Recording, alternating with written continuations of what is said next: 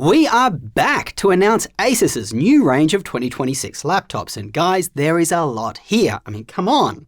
Anyway, that's why they've sponsored us today, just to take the time out to really walk you through what they've got. Now, Asus's laptops, they're very popular, whether it's their super thin and premium Zenbook S14 or their Zephyrus G14 and G16 gaming laptops that just pack a lot of power into a portable chassis.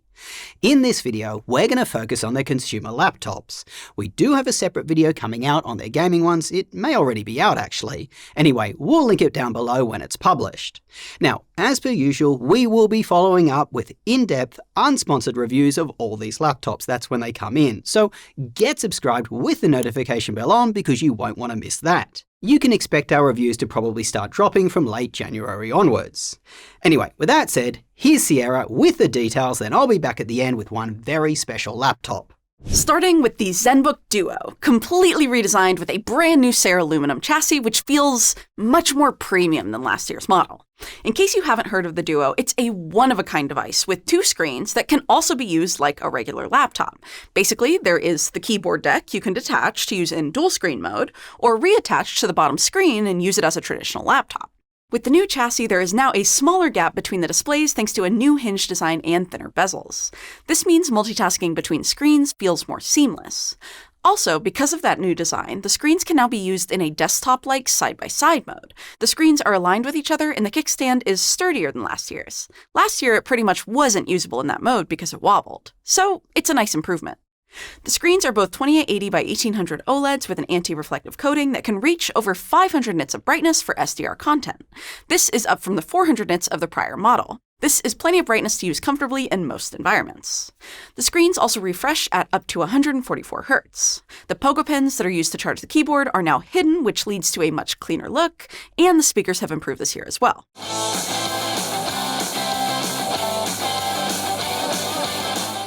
As far as performance goes, we are stoked to see it get a Panther Lake update, specifically up to a 16-core Ultra X9 chip, which features Intel's most powerful 12-core integrated Arc GPU. Its performance is meant to rival a lower wattage 4050. Asus is feeding the CPU the highest sustained wattage of 45 watts, which should maximize performance. If you haven't heard of Intel's new Panther Lake CPUs, essentially they are promising to deliver the performance of Intel's older Arrow Lake H chips for powerful laptops, but with the efficiency of Lunar Lake.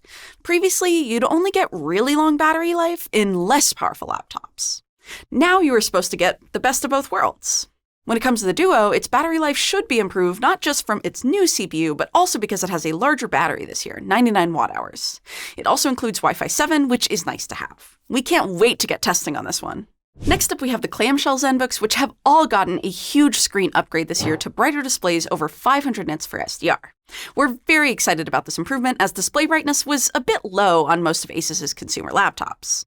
First, we'll go over the new Zenbook A16. The A in the product name indicates that it's a super lightweight laptop with a Qualcomm processor. It will be the first one in the market with Qualcomm's newest and most powerful X2 Elite Extreme CPU. This is the 18-core one that saw some impressive performance numbers leak a while back. But it's also supposed to provide great battery life.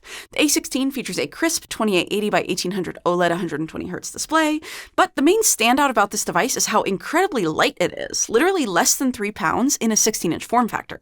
Crazy. By comparison, the MacBook Air 15 weighs more with a smaller screen.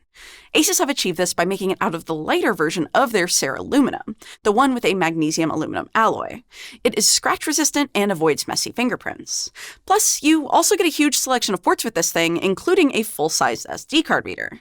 The smaller A14 is also being refreshed with the Snapdragon X2 Elite chip and will still be priced affordably, which is nice to see. The regular Zenbook 14, which is more your standard laptop thickness and comes with powerful processors, is also getting a silicon refresh. Up to Gorgon Point for the AMD variant, while their Intel option is going to remain as Arrow Lake. Gorgon Point is the new 400 series Zen 5 chips from AMD. Next, they announced the updates to their Zenbook S series. That's their slimmer, premium line. It is getting an upgrade to Intel's Panther Lake and AMD's Gorgon Point.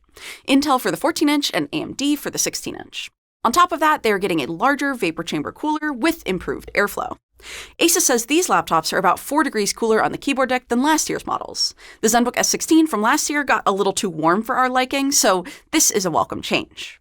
Now we'll get into their more budget range of products, the Vivobooks. They will be refreshing two types of Vivobooks, the plastic ones, just called Vivobook, then the ones with a metal lid and bottom of their chassis, which are included in their Vivobook S line, once again signifying it's more premium and slim. All of these models will be refreshed with new processors from Intel, AMD, and Qualcomm, so lots of new options as far as those go. Asus told us they feel that the most interesting Vivobook being announced is the Vivobook S16 with Qualcomm, because they plan to price it very aggressively. What's better than a good deal? Now let's get into the creator laptops, which are the ones I'm the most excited for. Starting with my favorite, the ProArt PX13. I use this laptop often. It has a new option for an AMD Strix Halo CPU, which might be very interesting for the AI ML folks out there, since you can get it with up to 128 gigs of RAM. You can allocate a lot of that RAM to the GPU. The integrated GPU in the Strix Halo chips can be almost as good as a dedicated RTX 4060. Using this chip also means Asus can cut back on the weight a bit, making it extra portable. Not only that, but there will be a special GoPro edition of the laptop. It comes with a hardshell carrying case with customizable foam storage and some other GoPro branding, like the icon on the lid, as well as a blue backlight. Seeing an even bigger update is Asus's ProArt tablet, the PZ14. It was previously sold as a smaller PZ13. The PZ14 gives you a bigger screen, obviously, but it's actually lighter, which is great. Another new addition is the inclusion of a full-sized SD card reader. As far as CPUs go, it's going to come with the Snapdragon X2 Elite chip. When you buy it, the PC14 will come packaged with its keyboard and a new Asus Pen 3.0, which includes optional haptic feedback. The pen can fit into a compartment on the back of the chassis, which is super convenient. The fact that you get everything with the PC14 and don't have to pay extra for it like you do on Microsoft's Surface Pro tablet is a major advantage. This next one is not a laptop, but they did announce a second generation of the ProArt mouse I'd really like to try. Apparently it has an endless metal scroll wheel, which I really like. There's also a ProArt branded low-profile mechanical keyboard coming too. Lastly, we're going to talk about the laptop that stood out to Josh the most, the ExpertBook Ultra. He said it stole the show at the CES preview from Asus, so I'll let him close us out.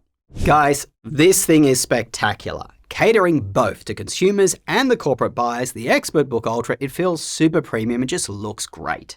It is incredibly lightweight, around 2.5 pounds. It can be had with up to a 3K tandem OLED panel that, again, it just looks stunning. The panel refreshes at up to 120 Hz, it reaches 600 nits of brightness, that's for SDR content, and it is matte, so you don't have to deal with pesky reflections. The screen offers a variable refresh rate to help with battery life. It will include Intel's Panther Lake CPUs up to an X9, and they will be feeding it full wattage for maximum performance.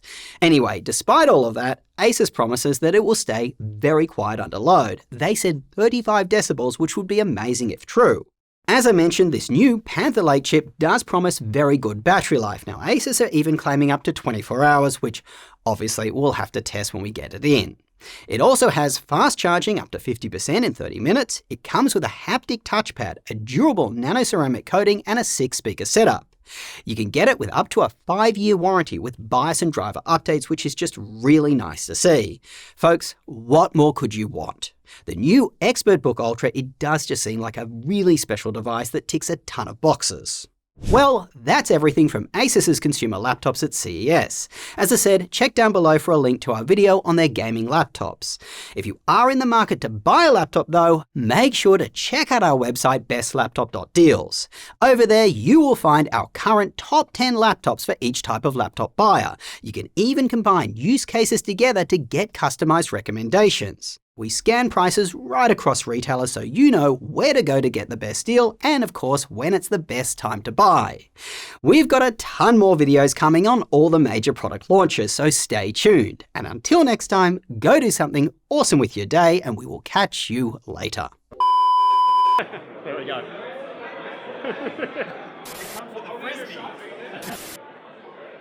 There we go. And just randomly, without mentioning it, there's Austin holding the laptop. Yeah. It's just Austin, sorry. Yeah.